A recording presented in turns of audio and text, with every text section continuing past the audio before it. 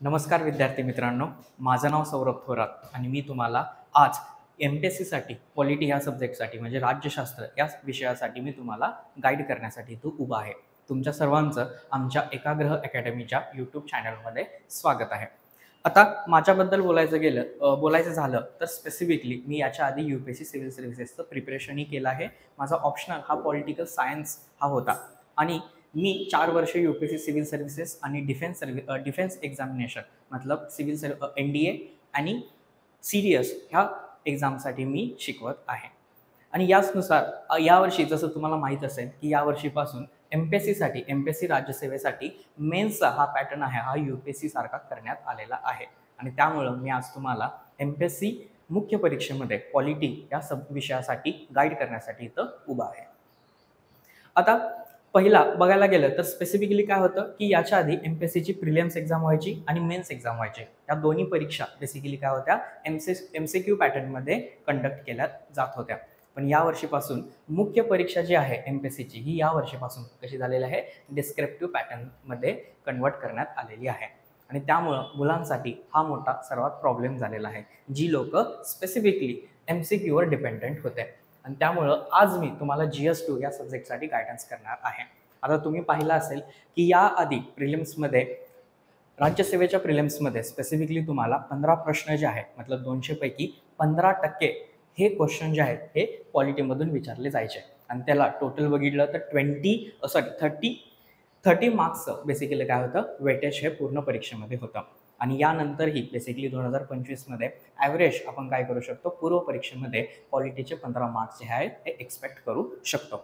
आता मुख्य परीक्षेबद्दल बघायला गेलं तर स्पेसिफिकली मुख्य परीक्षेमध्ये 250 मतलब 250 मार्क्सचं वेटेज जे आहे तुम्हाला बघायला भेटेल. मतलब 1750 पैकी 250 मार्क्स जे आहेत हा स्पेसिफिकली तुम्हाला GS2 जनरल स्टडीज 2 मध्ये पॉलिटी या विषयासाठी बघायला भेटतील. पण सर्वात मोठा प्रॉब्लेम आहे हा GS2 मध्ये कोणते कोणते प्रकार येतात.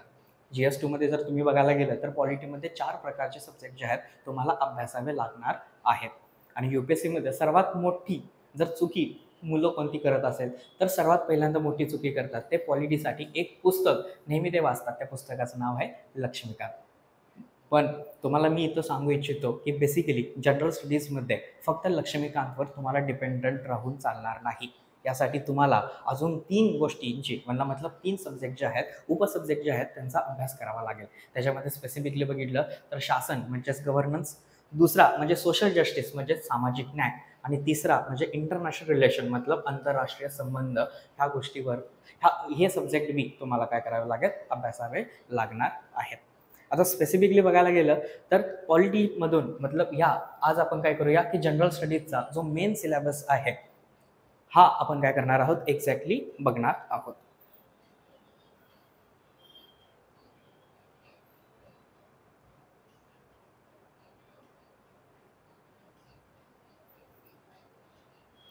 आता जनरल स्टडीज 2 मतलब पेपर 5 मध्ये जर तुम्ही गेलात तर तुम्हाला तिथे 4 वेगवेगळे प्रकार बघायला भेटतात.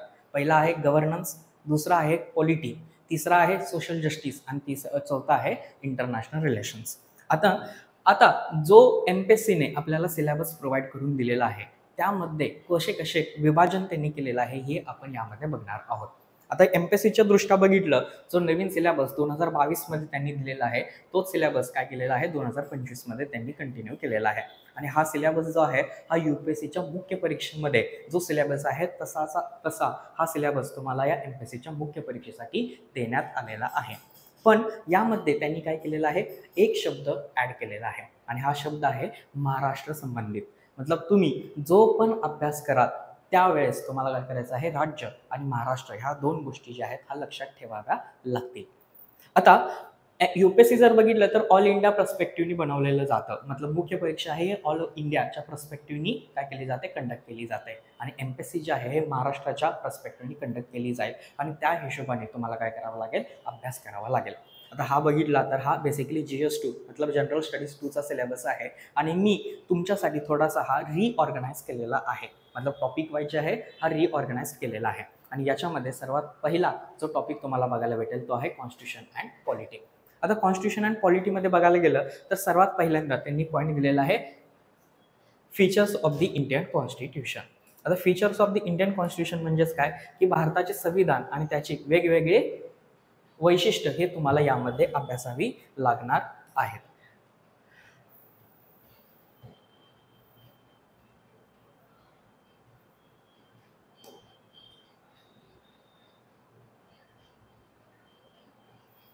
आता यामध्ये जर तुम्ही पहिली लाईन पाहिली तर ही स्पेसिफिकली काय आहे, कॉन्स्टिट्यूशन अँड पॉलिटी मतलब भारताचे संविधान आणि त्याची वैशिष्ट्य यामध्ये तुम्हाला अभ्यासायची आहेत.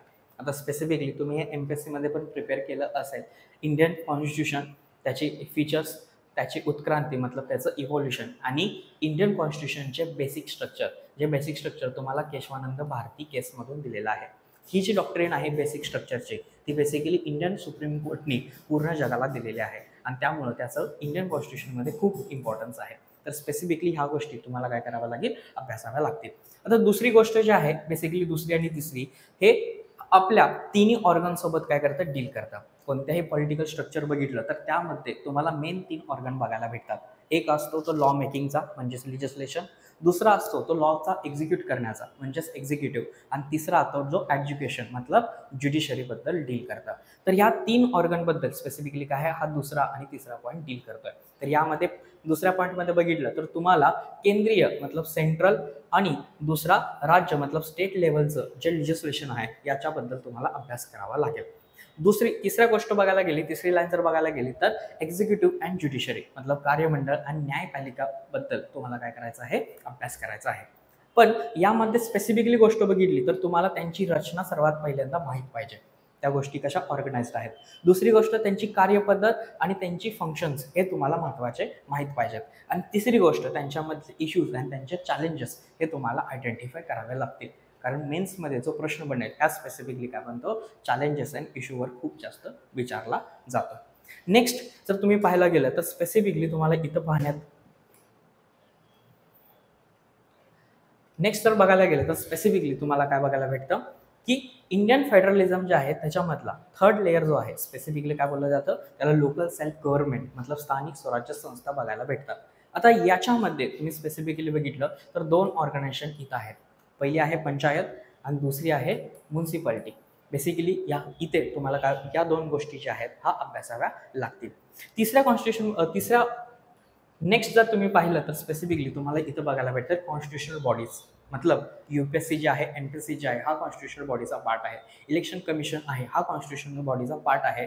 आणि याच्यामधले बेसिकली नियुक्त्या, त्याच्यामधील त्या संस्थेचे अधिकार आणि त्या संस्थेची कार्य या गोष्टीवर तुम्हाला भर द्यावा लागेल. नेक्स्ट जर तुम्ही बघायला गेलात तर इथं तुम्हाला काय बघायला भेटतं, सेंटर स्टेट रिलेशन्स. बेसिकली ही लाईन जी आहे बेसिकली काय करते, फेडरेशन सोबत डील करते मतलब सेंटर स्टेट रिलेशन्स आणि त्याबरोबर state and local self government basically panchayat and district level administration यांच्या संबंधावर तुम्हाला काय करावं लागेल, इथं भर द्यावा लागेल. आणि या संबंधांमध्ये सर्वात महत्त्वाचे जे संबंध असतील ते कोणते असतील, फायनान्शियल रिलेशन्स. ह्या गोष्टीवर तुम्हाला खूप जास्त लक्ष द्यावं लागेल. आता याच्यामध्ये पाहिलं तर स्पेसिफिकली यांची आव्हाने आणि यांचे मुद्दे हे सर्वात महत्त्वाचे आहेत. आणि UPSCवर या फेडरल रिलेशन्समध्ये फायनान्शियल रिलेशन्सला खूप महत्त्व दिलं जातं. आणि या स्पेसिफिकली तुम्हाला पण माहीत असेल की टॅक्सेशन हा महत्त्वाचा प्रॉब्लेम आहे जो स्पेसिफिकली सेंट्रल अँड स्टेट रिलेशनचा इश्यू राहिलेला आहे. नेक्स्ट जर बघायला गेलं तर यामध्ये तुम्हाला काय बघायला भेटतं, सेपरेशन ऑफ पॉवर. आता सेपरेशन ऑफ पॉवर जर बघायला गेलं तर याच्यामध्ये 3 इम्पॉर्टंट ऑर्गन्स येतात. एक असतो लिजिस्लेशन, दुसरा असतो एक्झिक्युटिव्ह आणि तिसरा असतो ज्युडिशरी. तर स्पेसिफिकली व्हर्टिकल सेपरेशन जर तुम्ही बघायला गेला तर यामध्ये तुम्हाला लिजिस्लेटिव्ह आणि एक्झिक्युटिव्ह अँड ज्युडिशरी या 3 ऑर्गनमधील सेपरेशन ऑफ पॉवर आयडेंटिफाय करता आली पाहिजे.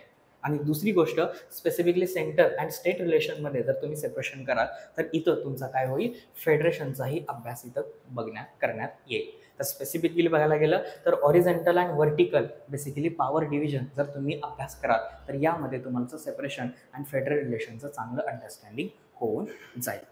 आता नेक्स्ट जर पाहायला गेलं तर यामध्ये तुम्हाला काय केलं आहे,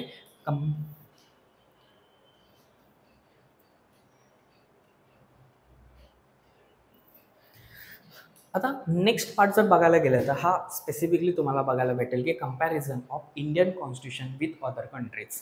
आता अदर कंट्रीज जर बघायला गेलं तर खूप जास्त जगामध्ये खूप साऱ्या कंट्रीज आहेत आणि त्यांचे कॉन्स्टिट्यूशन पण आहेत. पण तुम्हाला स्पेसिफिकली एक गोष्ट लक्षात ठेवायची आहे की यामध्ये तुम्हाला इंडियन कॉन्स्टिट्यूशनचे जे फीचर्स आहेत ते दुसऱ्या पुन्हा मेन कंट्रीसोबतच काय करायचे आहेत, कम्पेअर करायचे आहेत. याच्यामध्ये सर्वात पहिल्यांदा तुम्ही USA ला कन्सिडर करू शकता. दुसरं जे आहे ते UK, कारण आपलं जे पार्लमेंटरी फॉर्म ऑफ गव्हर्नमेंट जे आहे आपण कुठून घेतलेलं आहे, UK मधून, युनायटेड किंगडमच्या पार्लमेंटमधून कॉपी केलेलं आहे. आणि तिसरं जे आहे ते फ्रान्स, कारण UPSC मध्ये 2 वर्षाआधी एक प्रश्न विचारलेला, त्यांनी स्पेसिफिकली विचारलेलं फ्रान्स गव्हर्नमेंट इंडियन कॉन्स्टिट्यूशनमधून, इंडियन सेक्युलरिझममधून काही शिकू शकतात. तर स्पेसिफिकली इथं तुम्हाला काय करायचं होतं, इंडिया वर्सेस फ्रेंच जे सेक्युलरिझम आहे हे तुम्हाला बेसिकली काय करायचं होतं, कम्पेअर करायचं होतं. त्यामुळे ह्या गोष्टी खूप वेळा विचारल्या जातात आणि इंडियन कॉन्स्टिट्यूशनचे जे फीचर आहेत ते स्पेसिफिकली तुम्हाला काय करावं लागतील, कंपॅरेटिव्हली दुसऱ्या कॉन्स्टिट्यूशनवर स्टडी करावे लागतील. आणि स्पेसिफिकली या गोष्टीमध्ये तुम्ही करंट अफेअर्सवर जास्त रिलाय करू शकता. आता नेक्स्ट जे आहे आरपीआय मतलब काय, रिप्रेझेंटेशन ऑफ पीपल्स ऍक्ट, हा 1951 मध्ये काय केलेला, पास केलेला होता. बेसिकली इंडियन कॉन्स्टिट्युशनल मेकर जे होते त्यांनी जस्ट 1950 मध्ये कॉन्स्टिट्यूशन इम्प्लिमेंट केलं आणि 1951 मध्ये first constitutional amendment act introduce केली. आणि त्यासोबत त्यांनी नवीन एक ऍक्ट इंट्रोड्यूस केलेला, त्याचं नाव होतं रिप्रेझेंटेशन ऑफ पीपल्स ऍक्ट. तर तुम्हाला हा ऍक्ट पण खूप डीपमध्ये स्टडी करावा लागेल. आणि लास्ट जी गोष्ट आहे ते बेसिकली गव्हर्नमेंट पॉलिसीजबद्दल डील करतं. तर बेसिकली आपण इथं कॉन्स्टिट्युशनल बॉडीज बघितल्या, सेम टाईपमध्ये तुम्हाला इथं काय करावं लागेल, स्टॅच्युटरी बॉडीज स्टडी कराव्या लागतील. आता स्टॅच्युटरी बॉडीज बघितल्या तर statutory, non statutory bodies and regulatory bodies, वरना कॉसी ज्युडिशियल बॉडीज. कॉसी ज्युडिशियलमध्ये सर्वात महत्त्वाचे येतात ते ट्रिब्युनल्स. आणि ट्रिब्युनल्स जे आहेत हे स्पेसिफिकली काय होतात, हाफ ॲडमिनिस्ट्रेटिव्ह आणि हाफ ज्युडिशियल बॉडीजने बनलेले असतात. बेसिकली त्यामुळं तुम्हाला काय करावं लागेल, ट्रिब्युनल्स इथं डीपमध्ये स्टडी करावे लागतील. आणि हा वाला पार्ट जो आहे हा स्पेसिफिकली तुम्हाला काय करावं लागेल, मोस्ट ऑफ दी पार्ट जो आहे हा तुम्हाला लक्ष्मीकांतमध्ये अवेलेबल आहे. पण यामध्ये एक गोष्ट महत्त्वाची लक्षात ठेवा, तुम्ही हा जेव्हा पार्ट प्रिपेअर करायला घ्याल त्यावेळेस फंडामेंटल जे बेसिक्स आहेत, फंडामेंटल डेफिनेशन्स आहेत, फंडामेंटल अंडरस्टँडिंग जेवढी तुम्ही चांगली बिल्ड कराल तेवढी तुम्हाला काय कराल, आन्सर रायटिंगमध्ये हेल्प होईल. आणि ही जर बेसिकपासून जर चांगलं बिल्ड करायचं असेल, तुम्हाला बेसिक जर व्यवस्थित क्लिअर करायचे असतील तर तुम्ही 2 गोष्टीवर जास्त रिलाय करा. पहिली गोष्ट म्हणजे बेसिकली एन-सी-आर-टीमध्ये ह्या ज्या बेसिक डेफिनेशन आहेत हा खूप डिटेलमध्ये तुम्हाला एक्सप्लेन केलेला आहे. एक 11वीची एन-सी-आर-टी आहे, इंडियन कॉन्स्टिट्यूशन ॲक्टवर. ह्या एन-सी-आर-टीमध्ये बेसिक जे इंडियन इलेक्शन सिस्टीम आहे, बेसिकपासून फेडरलिझम आहे, इंटरनॅशनल रिलेशन जे आहेत ह्या स्पेसिफिकली तिथं तुम्हाला एक्सप्लेन केलेले आहेत. आणि त्यामुळं तुम्ही जर 11th स्टँडर्डची एन-सी-आर-टी वाचली तर तुमचे बेसिक जे आहे बेसिकवर तुमची चांगली पकड बसू शकते. आता नेक्स्ट आपण मूव्ह करतोय तो आहे गव्हर्नन्समध्ये. गव्हर्नन्सच्या कॉन्टेक्स्टमध्ये बघायला गेलं तर गव्हर्नन्समध्ये शासन हा सब्जेक्ट जो आहे बेसिकली आपण बघतोय. आता याच्यामध्ये बघायला गेलं तर बेसिकली गव्हर्नन्सचं काय आहे, एकदा तुम्ही जर पॉलिसी बनवली तर पॉलिसीच्या इम्प्लिमेंटेशनवर काय केलं जातं, भर दिला जातो. आणि स्पेसिफिकली हा सब्जेक्ट जो आहे हा पॉलिसी इम्प्लिमेंटेशन सोबत काय करतो, डील करतो. आता याच्यामध्ये तुम्ही सर्वात पहिल्यांदा बघितलं तर पहिली लाईन आहे ती गव्हर्नमेंट पॉलिसीसोबत डील करते आणि त्यांच्या इंटरव्हेन्शनसोबत डील करते. दुसरं जो आहे स्पेसिफिकली अलग अलग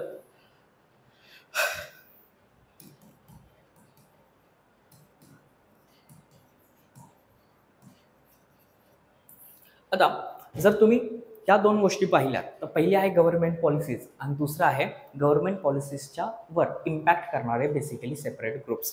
आता इंडियाच्या कॉन्टेक्स्टमध्ये तुम्ही पाहिलं असेल की प्रेशर ग्रुप्स एक टाईप असतो. प्रेशर ग्रुप्समध्ये बघितलं तर प्रेशर ग्रुप्स त्यांना बोललं जातं ज्या इलेक्शनमध्ये वरना पॉलिटिकल प्रोसेसेसमध्ये ते कधीही पार्ट घेत नाहीत, पण गव्हर्नमेंट पॉलिसीला ते काय करतात, इफेक्ट करतात. ते गव्हर्नमेंट पॉलिसीला चेंज करण्यासाठी भाग पाडतात.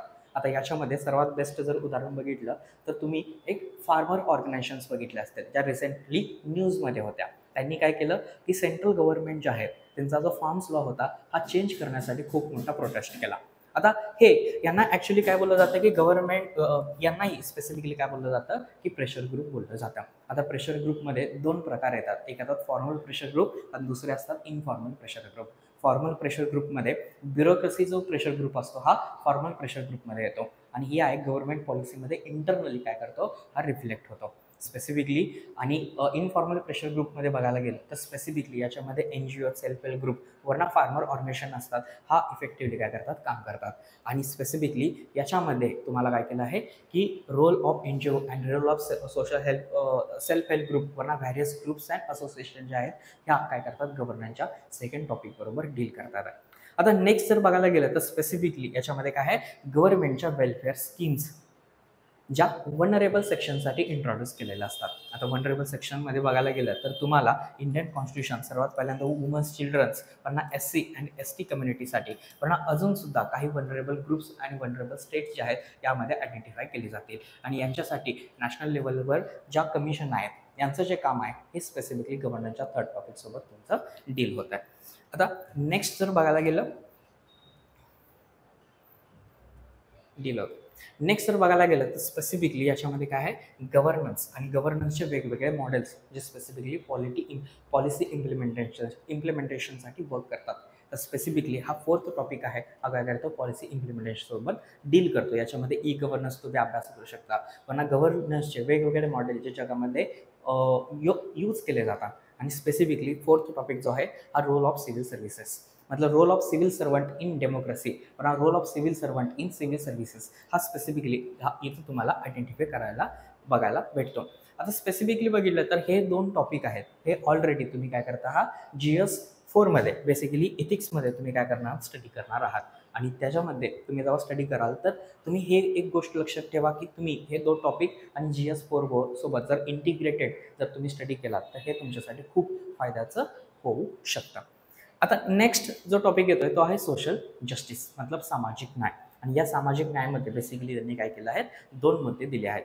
एक आहे पॉवर्टी अँड हंगर, स्पेसिफिकली गरिबी आणि उपासमारी याच्यामध्ये. आणि दुसरं आहे बेसिकली काय, आरोग्य, शिक्षण आणि संसाधने संबंधित सामाजिक क्षेत्र. तर या दोन गोष्टी ज्या आहेत हा तुम्ही सोशल जस्टिसमध्ये स्टडी कराल. आणि याचबरोबर तुम्ही हे दोन्ही टॉपिक जे आहेत हा सोसायटी अँड इकॉनॉमिक्समध्ये पण तुम्ही पॉवर्टी अँड हंगर जे आहे हा खूप डिटेलमध्ये स्टडी कराल. आणि नेहमीतली एक मी तुम्हाला इथं छोटीशी टिप देतो की तुम्ही जेव्हा पॉवर्टी आणि उपासमारी मतलब पॉवर्टी अँड हंगर जेव्हा स्टडी कराल त्यावेळेस तुम्ही वेगवेगळ्या कमिशनचे वेगवेगळे रिपोर्ट जे आहेत ते तुम्ही आपल्या मुख्य परीक्षेमध्ये आन्सर रायटिंगमध्ये आयडेंटिफाय करणं काय करू शकता, एक्स्ट्रा मार्क गेन करण्यासाठी यूज करू शकता. तर ते रिपोर्ट्समधले स्पेसिफिकली जे डिस्क्लेमर्स असतात, वरना स्पेसिफिकली जो फॅक्च्युअल डेटा प्रोव्हाइड केला जातो हा तुम्ही स्पेसिफिकली यामध्ये यूज करू शकता. आणि नेक्स्ट आहे आंतरराष्ट्रीय संबंध, मतलब इंटरनॅशनल रिलेशन्स. आता इंटरनॅशनल रिलेशन्स जर बघायला गेलं तर याच्यामध्ये खूप सारे वेगवेगळे प्रकार येतात. याच्यामध्ये बायलॅटरल रिलेशन्स असतात, मल्टीलॅटरल रिलेशन्स असतात, नाहीतर इंटरनॅशनल ऑर्गनायझेशन्स पण येतात. तर स्पेसिफिकली सर्वात पहिला जो ग्रुप आहे, म्हणजे सर्वात पहिला जो टॉपिक दिलेला आहे इंटरनॅशनल रिलेशनमध्ये तो आहे नेबरहूड. नेबरहूड मतलब काय, आपले शेजारी. आता अटल बिहारी वाजपेयी जे आहेत ते बोलायचे की आपण आपले मित्र बदलू शकतो पण आपण आपले शेजारी कधीच बदलू शकत नाही. आणि एका देशाच्या विकासासाठी शेजारी चांगले असणे खूप महत्त्वाचं आहे. आणि इंडियाच्या कॉन्टेक्स्टमध्ये ती गोष्ट व्यवस्थित नाही आहे. बेसिकली इंडियाच्या कॉन्टेक्स्टमध्ये बघितलं तर UPSCमध्ये बेसिकली इंटरनॅशनल रिलेशनवर जेवढे पण क्वेश्चन येतात दरवर्षी एक क्वेश्चन ते काय होतं, एक क्वेश्चन जो आहे हा तुम्हाला नेबरहूड पॉलिसीवर बघायला भेटतो. तर नेबरहूड पॉलिसीमध्ये लिटरली नेबरहूडमध्ये जे क्रायसिस चालू आहेत आणि त्याचा इंडियावर होणारा इम्पॅक्ट हा तुम्हाला लक्षात घ्यावा लागेल. दुसरा आहे ग्रुपिंग्स अँड ॲग्रीमेंट्स. आता ग्रुपिंग्स अँड ॲग्रीमेंट्समध्ये जर तुम्ही बघायला गेला तर स्पेसिफिकली तुम्हाला याच्यामध्ये काय करू शकता, वेगवेगळे ग्रुप्स अँड ऑर्गनायझेशन्स बघायला भेटतील. आता याच्यामध्ये स्पेसिफिकली जर बघितलं तर तुम्ही इंटरनॅशनल ऑर्गनायझेशन्स किंवा रिजनल ऑर्गनायझेशन्स तुम्ही स्टडी करता. आता याच्यामध्ये बेसिकली इंडिया जो आहे बायलॅटरल रिलेशन्समध्ये कोणत्या कंट्रीसोबत डायरेक्ट ॲग्रीमेंट साईन करतो, वरना इंटरनॅशनल मल्टीलॅटरल फोरम्समध्ये जसे युनायटेड नेशन झालं यामध्ये इंडिया जो आहे हा पार्टिसिपेट करतो. तर यावेळेस तुम्हाला या गोष्टी ज्या आहेत या टॉपिकमध्ये कव्हर कराव्या लागतील. तर भारताचे संबंधित किंवा भारताच्या इतर संबंधित परिणाम करणाऱ्या द्विपक्षीय बायलॅटरल, प्रादेशिक वरना रिजनल आणि जागतिक मतलब इंटरनॅशनल ज्या मल्टीलॅटरल ऑर्गनायझेशन आहेत या गोष्टीचा तुम्हाला अभ्यास करावा लागेल. आता तिसरी गोष्ट याच्यामध्ये दिलेली आहे global south versus global north, मतलब डेव्हलप्ड वर्सेस डेव्हलपिंग. आणि मोस्ट ऑफ द इंटरनॅशनल फोरममध्ये जर तुम्ही बघायला गेला तर हा सर्वात मोठा इश्यू आहे की डेव्हलप्ड वर्सेस डेव्हलपिंग. मतलब काय आहे की डेव्हलप्ड वर्ल्ड मतलब ग्लोबल नॉर्थ, त्याच्यामध्ये स्पेसिफिकली USA, युरोपियन कंट्रीज येतात, ज्या बेसिकली बघायला गेलं तर GDP आणि पर कॅपिटल इन्कमनुसार त्या काय आहेत डेव्हलप्ड कंट्री मानल्या जातात. आणि दुसरा जो ग्रुप येतो तो आहे ग्लोबल साऊथ, मतलब developing Verna under developed country. आणि वर्ल्ड फोरममध्ये बेसिकली ग्लोबल साऊथचं आत्ता मोठा लीडर जर कोण आहे तो इंडिया हा इमर्ज होत आहे. आणि इंडिया ग्लोबल साऊथची लिडरशिप जी आहे हा मल्टीलॅटरल ऑर्गनायझेशनमध्ये करत आहे. तर त्यामुळं तुम्हाला हा टॉपिक जो आहे हा डिटेलमध्ये अभ्यासावा लागेल. आणि तिसरा जो टॉपिक येतो हा basically international diaspora in international इन्स्टिट्यूशनसोबत डील करतो. आता इंटरनॅशनल डायस्पोरा जर बघितला वरना इंडियन डायस्पोरा जर बघितला, बेसिकली काय आहे, भारतीय मुळाचे जे बेसिकली सिटिझन्स होते, जे भारतीय सिटिझन्स होते, जे वेगवेगळ्या देशांमध्ये जाऊन आता सेटल झालेले आहेत. याच्यामध्ये तुम्हाला वेगवेगळे प्रकार बघायला भेटतील. काही जे भारतीय होते ते ब्रिटिशांच्या काळात बेसिकली प्री इंडिपेंडन्समध्ये ते काय केलेले जगाच्या वेगवेगळ्या भागामध्ये जाऊन राहिलेले. दुसरे आहेत ते बेसिकली तुम्हाला त्या इंडियाच्या नेबरहुडमध्ये बघायला भेटतात. बेसिकली मिडल ईस्ट आणि साऊथ ईस्ट एशियामध्ये हे ग्रुप जे बघायला भेटतात. आणि याच्यामध्ये मोस्ट ऑफ दी पार्ट जो आहे हा अनस्किल्ड लेबरचा तुम्हाला पाहायला भेटतो. आणि तिसरे आहेत जे स्किल लेबर, जे वर्ल्डमध्ये बेसिकली काय करतात, जगाच्या कानाकोपऱ्यात तुम्हाला पाहायला भेटतात. आणि मोस्ट ऑफ दी हा जो स्ट्रॅटा आहे हा तुम्हाला युरोप आणि USA पाहायला भेटतो.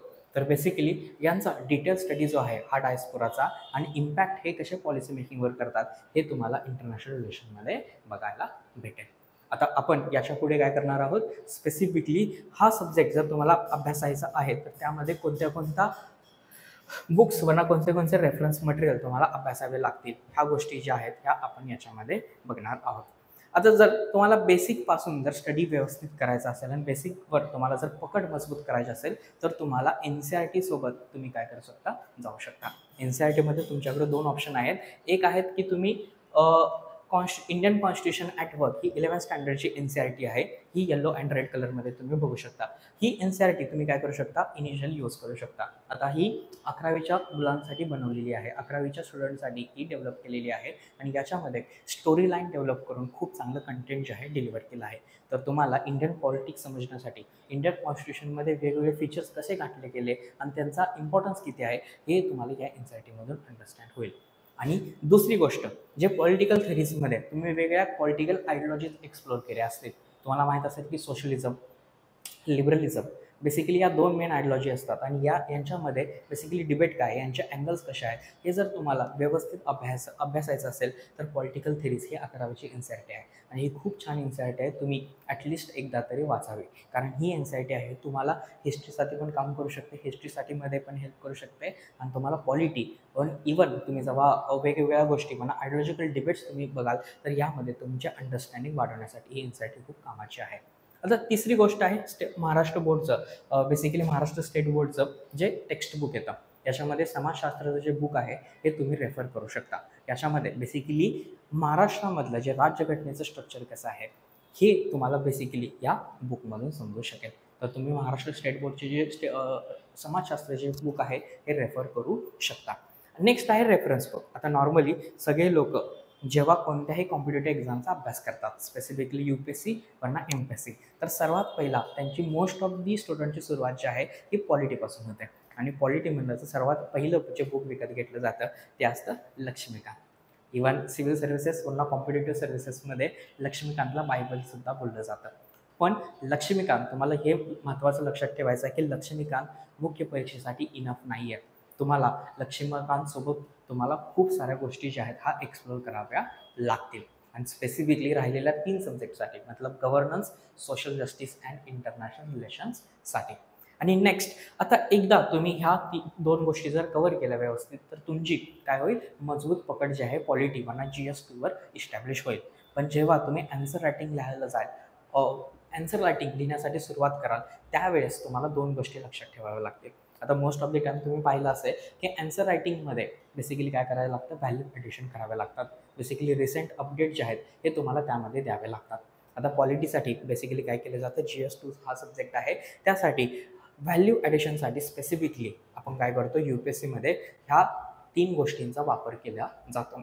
आता तुम्ही जेव्हा सेक्युलरिझम प्री डिबेट लिहित असाल मुख्य परीक्षेमध्ये तर त्यावेळेस सुप्रीम कोर्टच्या वेगवेगळ्या वर्डिक्स जे आहेत हा तुम्ही तिथं देऊ शकता, त्याचा रेफरन्स तुम्ही देऊ शकता. समजा तुम्हाला क्वेश्चन आर्टिकल 21 मध्ये विचारलेला आहे की राईट टू प्रायव्हसी वरना प्रायव्हसीसोबत प्रायव्हसीचा कोणता जर इश्यू आहे तर ते त्यावेळेस तुम्ही काय करू शकता, सुप्रीम कोर्टच्या मेनका गांधी केसचा रेफरन्स घेऊ शकता. तर स्पेसिफिकली सुप्रीम कोर्टचे बेसिकली वेगवेगळे जजमेंट्स आहेत, त्यांचा तुम्ही काय करू शकता, आपल्या मुख्य परीक्षेच्या आन्सर रायटिंगमध्ये वापर नक्की करू शकता. दुसरी गोष्ट आहे सेकंड ॲडमिनिस्ट्रेटिव्ह रिफॉर्म. मतलब ॲडमिनिस्ट्रेटिव्ह रिफॉर्म जे बेसिकली गव्हर्नमेंटचे कमिशन होती, त्यांनी ॲडमिनिस्ट्रेशनसाठी जे रिफॉर्म्स इंट्रोड्यूस केलेले त्यासाठी एक कमिशन अपॉइंट केलेली, आणि या कमिशनचे जे रिपोर्ट आहेत हे आपल्याला खूप हँडी असतात. बेसिकली हे रिपोर्ट जे आहेत तुम्ही या पॉलिटीच्या व्हॅल्यू ॲडिशनसाठी, स्पेसिफिकली कन्क्ल्युजनसाठी आणि इंट्रोडक्शनसाठी तुम्ही व्यवस्थित यूज करू शकता. आणि तिसरं जे आहे लॉ कमिशनचे रिकमेंडेशन्स. आता लॉ कमिशन जे आहे स्पेसिफिकली गव्हर्नन्स जेव्हा सब्जेक्ट तुम्ही अभ्यासाल त्यावेळेस लॉ कमिशनचे रिकमेंडेशन्स जे आहे हे तुम्ही ठिकठिकाणी यूज करू शकता. तर यासाठी पहिला तुम्हाला ही गोष्ट लक्षात ठेवायची आहे की पहिला तुम्ही ह्या 2 बेसिक गोष्टी कव्हर केल्या पाहिजेत, आणि जेव्हा तुम्ही आन्सर रायटिंग चालू कराल त्यावेळेस तुम्ही ह्या गोष्टींचा इम्प्लिमेंटेशन करू शकता. तुम्ही सर्वात पहिल्यांदा ह्या गोष्टी उचलू नका, तुम्ही सर्वात पहिल्यांदा हे बेसिक जे आहे हे कव्हर करू शकता. थँक्यू.